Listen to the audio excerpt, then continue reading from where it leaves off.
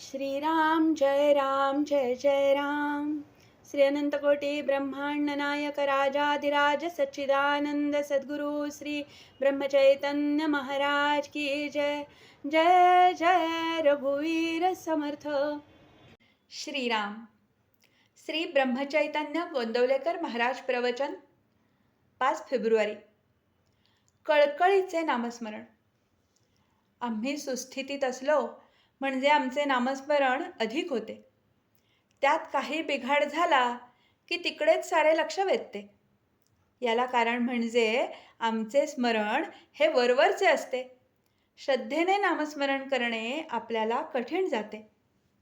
परमात्म्याशिवाय आपले कोणी नाही असा दृढनिश्चय अगर श्रद्धा असणे आवश्यक आहे. म्हणजे मग प्रकृतीत काही बिघाड झाला तरी आपले स्मरण टिकून राहील. द्रौपदीला आता आपला कोणी त्राता नाही असे वाटून जेव्हा तिने श्रीकृष्णाचा धावा केला तेव्हा भगवान लगेच धावून आले. असे खऱ्या कळकळीचे स्मरण आपले असायला पाहिजे. जसे लहान मूल काहीही झाले तरी आपल्या आईलाच हाक मारते, दुसरे तिसरे कोणी जाणत नाही, तसे आपले परमेश्वर स्मरणाच्या बाबतीत झाले पाहिजे. आपली भिस्त खरोखर कोणावर आहे हे संकटकाळीच उत्तम कळते. नामस्मरणाच्या पायऱ्या अशा सांगता येतील. पहिली, सुस्थितीतले वरवरचे स्मरण.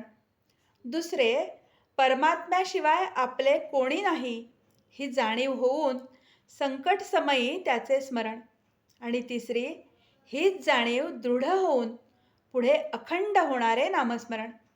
यापैकी वरवर स्मरण करणारा आम्हाला संकटेच नकोत असे म्हणतो, तर साधू संत आम्हाला संकटे येऊ देत असे भगवंताजवळ मागतात, कारण त्यावेळेसच त्याचे खरे स्मरण होते. आपण स्वतः आहोत याची आपल्याला आज जितकी खात्री आहे तितकी खात्री भगवंत आहे अशी झाली पाहिजे. परमात्मा सर्व ठिकाणी आहे ही कल्पना केव्हा तरी आपल्याला होते खरी, पण ती कायम न राहिल्यामुळे दृढपणे आपल्या आचरणात येत नाही. आपली वृत्ती तशी झाली की ती आपल्या आचरणात येईल. भगवंत हा करता आहे अशी आपली दृढ भावना झाली की आपण प्रत्येक गोष्ट त्याला सांगत बसणार नाही. भगवंताला माझे सर्व कळते असे जर खरेच वाटले तर त्याला आवडेल असेच आपण वागू.